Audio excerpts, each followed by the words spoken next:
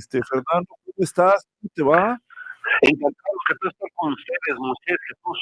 Además, tengo lazos con Sonora, le tengo mucho cariño al Estado. Oye, pues cuando vengas a Sonora, ya sabes, Fernando, pues saludarte, Jesús Moreno, de acá para allá. Cuando vengas a Sonora, más que cordialmente invitado, te programas un sabadito para que nos hagas el honor de acompañarnos por acá en el estudio.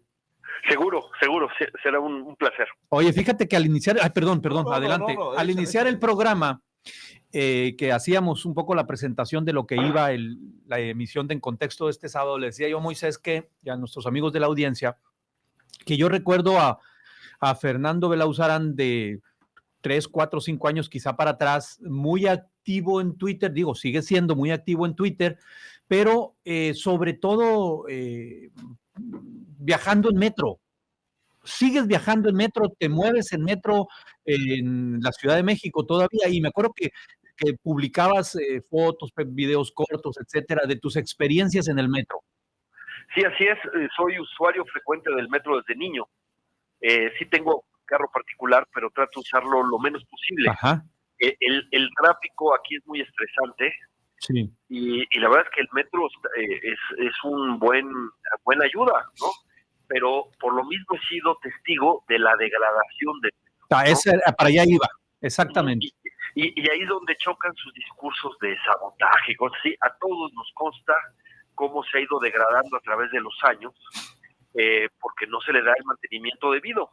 El tema, y además sé perfectamente que esto viene desde los años, desde el sexenio de López Obrador, porque en alguna ocasión Javier González Garza, que era el encargado del metro, nos platicaba que pedía recursos y cosas que se tenían que meter para ir al metro, y López Obrador le decía que no había dinero para eso.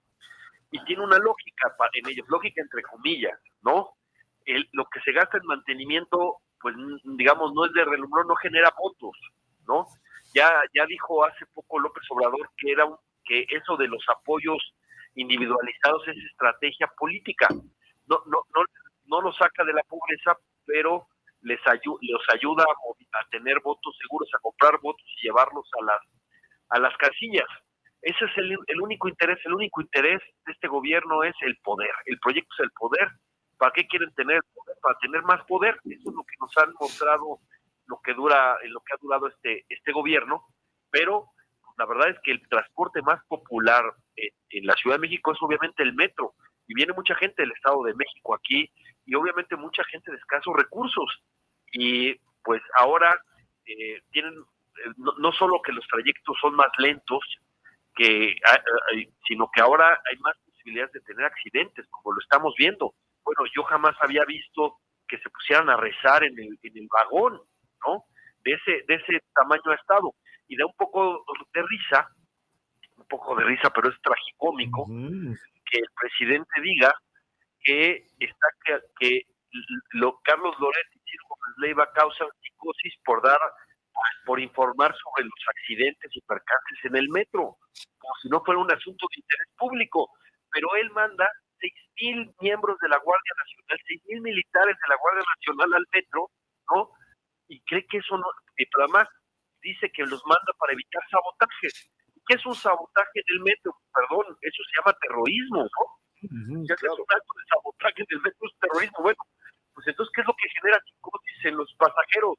Que los llenes de militares el metro, o que se informe a los ciudadanos que tienen ese metro de lo que está pasando en un transporte público que ellos pueden utilizar y que en algún momento pues, los ayuda a tomar decisiones, ¿no? Entonces, así estamos, pero además, imagínate, 6,000, eso es más miembros de la Guardia Nacional que 29 estados de la República. Hay 5 militares de la Guardia Nacional en el metro por cada uno que está en Zacatecas, por ejemplo, que es un estado que tiene una violencia desatada. Claro. Entonces, esas son las prioridades. ¿Cuál fue? Ahora sí te acuerdan de la película de Rescatando al Soldado Brian, sí, ¿no? Bueno, están rescatando a la corcholata Sheinbaum, sí, ¿no? Fernando Belauzarán es, debo decirle a nuestra audiencia, un hombre que se ha distinguido a lo largo de su historia, participación social, por ser siempre crítico, es decir, participa en el Consejo Estudiantil Universitario cuando era estudiante de la UNAM, en el tema de la manifestación contra Sarucán por elevar en el 92 las cuotas, y hace un gran movimiento, pero años después, cuando va el candidato presidencial Ernesto Zedillo a una visita a la UNAM, Fernando Belauzarán se pone enfrente de él y lo interpela, algo que fue conocido internacionalmente. Entonces, no pudiera decir, ya saben quién, que Fernando Belauzarán nada más critican cuando están. Siempre ha sido un crítico, pero siempre una gente propositiva del sistema.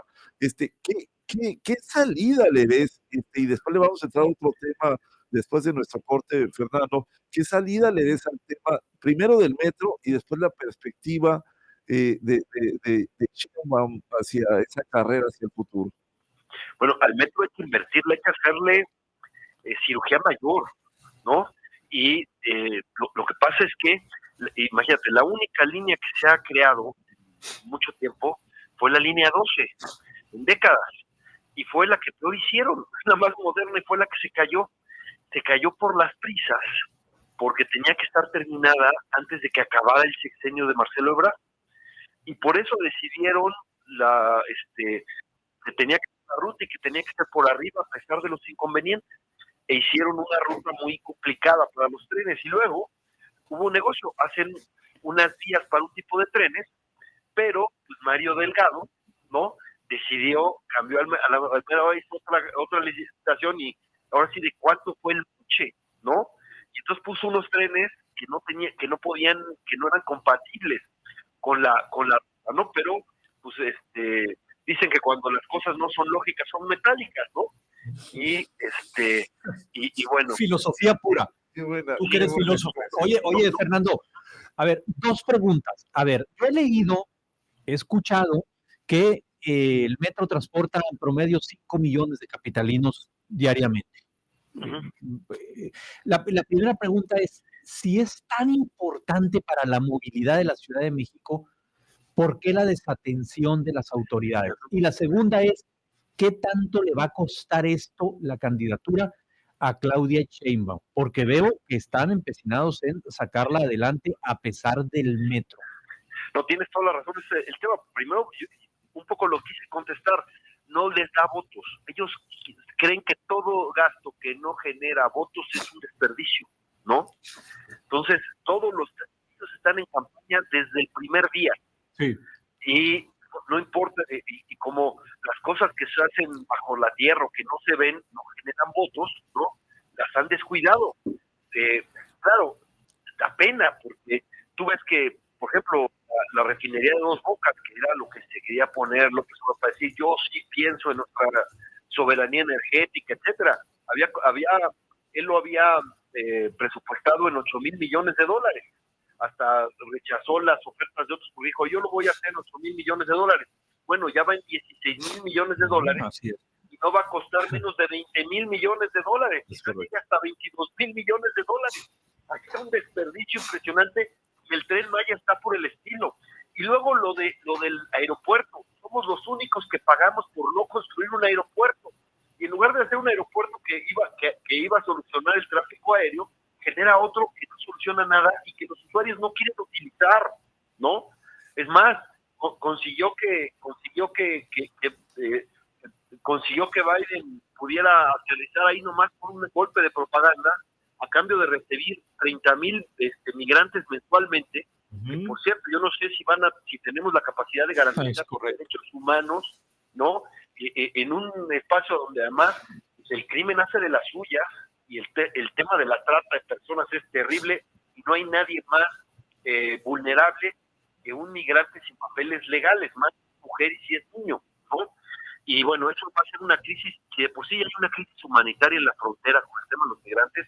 Esperen eso, pero Biden prefirió mejor regresarse ya del aeropuerto de la Ciudad de México, ¿no? Y eso que tenía la bestia, y que le abrieron todo el camino para llegar a su hotel, que se tardó más de 1 hora en llegar, con todo, y que no tuvo un solo semáforo, ¿no? Es que tuvo que salir corriendo porque alguien se aventó una vespertina enfrente de presidentes. Tenemos que hacer un corte, Fernando, ¿nos aguantas un poquito y regresamos contigo para seguir conversando sobre la ministra, el plagio y la UNAM? Sí, claro, y solamente decirte que la solución que tú decías es en las urnas en 2024. Punto de vista nos puedes compartir del mensaje del rector el día de ayer. El debido proceso, porque en cualquier caso el tema se va a judicializar. Por supuesto, lo que yo comparto es el sentimiento de justicia, el clamor de justicia. Si la ministra consiguió por fraude académico un grado, no le corresponde. Se le tiene que quitar el grado que consiguió fraudulentamente. Ese ánimo de justicia lo comparto y tiene que hacerse, ¿no? El rector está viendo porque si hay vacíos legales en su legislación, hay distintas posiciones, él puede decir que la UNAM es autónoma, puede encontrar alguna salida, vamos a ver. Pero en cualquier caso va a ser un proceso largo porque se va a judicializar. ¿Qué pasaría, digamos, si el tribunal universitario decide quitarle el título a Yasmín y dice, porque están estas pruebas, somos autónomos y tú pierdes el título que conseguiste fraudulentamente? Pues ellas van a parar en justicia federal y aparte se van a parar siendo ministras. Entonces, y ustedes se imaginan que un empleado suyo de alguna manera, o sea, un subordinado suyo, le va a negar la suspensión del acto reclamado, ¿no? Entonces, ese asunto puede durar mucho tiempo, ese litigio, ¿no? Entonces, pero hay que hacerlo porque sí, no le corresponde ese título. Pero lo que no puede ser es que siga decidiendo cosas fundamentales en la Suprema Corte de Justicia quien hizo fraude académico. Pero exacto. Yo te voy a decir una cosa, pero se los voy a poner todavía más dramático. El caso es lo menos grave que ha hecho Yasmín, lo menos grave fue su fraude de juventud, y no es cosa menor el asunto del plagio de tesis. ¿Por qué digo lo menos grave? Porque sí hizo trampa, tomó un atajo indebido siendo un joven estudiante, pero lo que ha hecho para absolverse ya lo hizo como ministra, ¿no? Ella como ministra mintió, traficó influencias. Ustedes recuerdan que la Fiscalía de la Ciudad de México, sin tener competencia, la absolvió y le sacó la absolución fast track el día que se iba a decidir la presidencia de la Corte. Hizo tal desfiguro la Fiscalía que acabó desconociendo sus conclusiones, que salieron en primera plana en el Universal, si se acuerdan. Sí, claro. Tercero, sacó una acta notarial fabricada, ¿no? En donde el inculpado dice, yo no declaré eso, y el notario dice, yo no avalé lo que dijo este cuate, porque además ni siquiera el acta notarial la justifica, porque dice, copié partes sustanciales, pero no es que copió partes sustanciales, la tesis es copia exacta de la otra, solo cambian las dedicatorias. Las dedicatorias, y bueno, y en la tesis original había un trabajo de campo que ella no copió, pero todo lo demás es igualito, ¿no? Igualito. El único cambio a veces le daba pudor y en lugar de decir considero, decía consideramos, ¿no? Todo, pero es básicamente igual. Estamos y dice además ella, me robaron mi proyecto de tesis. Sí, pero del proyecto de tesis a escribir la tesis hay muchísima redacción de por medio. Y lo que estamos hablando es que estaban idénticas ya el texto terminado. Entonces no tiene para dónde hacerse, porque además son 14 meses, ¿no? Ella debió haber acabado su tesis, si son 14 meses en lo que tardó a hacer los trámites, el otro debió haber hecho su tesis casi 2 años antes de titularse, igual tampoco es creíble, ¿no? Sí. Y además, ¿cómo es posible que la asesora de tesis, que es la principal defensora de Yasmín, no conocía la tesis porque son iguales, no solo no solo las dos que ella dirigió, sino otras que dirigió también en 1993 y en 2004, ¿no? Por ahí sí, en donde son exactamente las mismas tesis, pues obviamente ella estaba en especie de tráfico de para combinar a gente, seguramente por negocio, a que se titularan con tesis copiadas, ¿no? Pero bueno, esa corrupción es tremenda, pero lo que hizo como ministra es espeluznante, pero además, déjame todavía te lo pongo más complicado. No solo es ella, es su marido Riobó, Claro. Sí, ¿no? claro. Que es contratista y es también otro traficante de influencias. Mira, este asunto que se dio de su nuera, su hijo muere en España.